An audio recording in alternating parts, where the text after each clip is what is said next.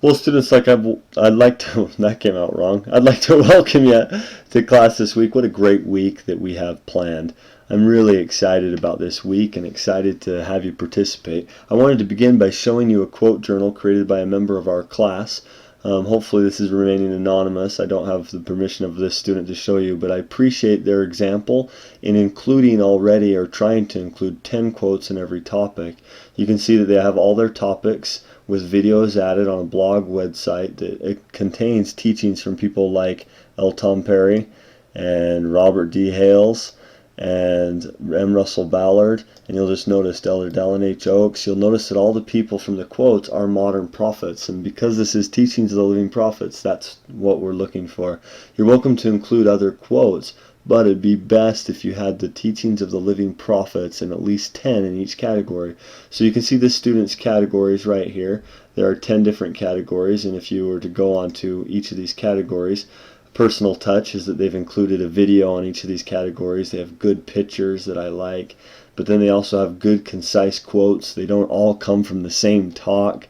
There's many different quotes, and they have 10 or 15 even, but they have nearly 10 quotes in each of the 10 topics. This is what we're looking for in the final projects. Now, you do not have to build a blog, and I realize that some of you are not sure how to do that, but rather you have to at least follow a format of having your 10 topics with 10 quotes each. I've tried to give individual personal feedback to each of you on your quote journals, and I hope this gives you some ideas on what they should be looking like in the sense of quality.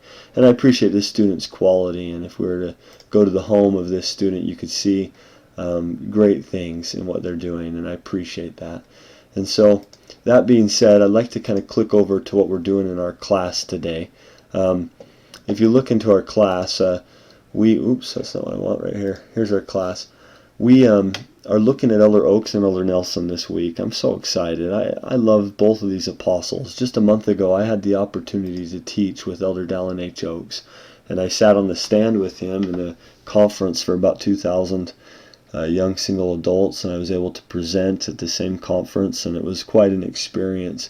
In that experience, I was able to shake his hand and, of course, talk to him a little bit, and I really appreciate Elder Oaks always seeming to handle the hard and sensitive topics, from gay rights to getting married, and to everything from understanding correctly the law of love and the atonement of Jesus Christ and conditional love. And many are the landmark addresses that he's given. And landmark addresses are kind of what I'd like you to speak to in your own research as you look up Elder Dallin H. Oaks. And so please go ahead and answer the questions that I ask, and have to come to Elder Nelson. I've never met Elder Nelson, but I've had the opportunity to hear a really neat story from a good friend of mine. He's an older gentleman who teaches Institute in St. George, and his name's Brother Day, and he was called to be a bishop by Elder Nelson when Elder Nelson was a stake president. And as he went to Elder Nelson's house, his 9 children at the time were all engaged in different things in his house, and he issued to Brother Day in his house, in his home office, the calling to be the bishop.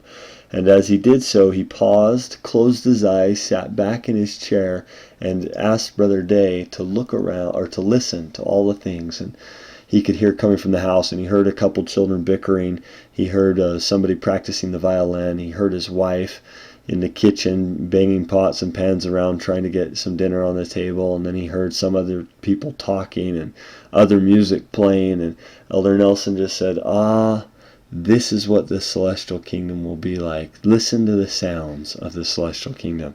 I've always really liked that story. It was told to me by a personal friend. This week, as you look at both Elder Oaks and Elder Nelson's teachings, I hope that you'll open your heart to their message. And in Elder Nelson, I'd like you to specifically look for or write to some things that he's contributed as a member of the Quorum of the 12. And so please answer the discussion, post questions after you do your reading, and good luck this week. As always, call me if there's any problems or if you need anything. Thanks.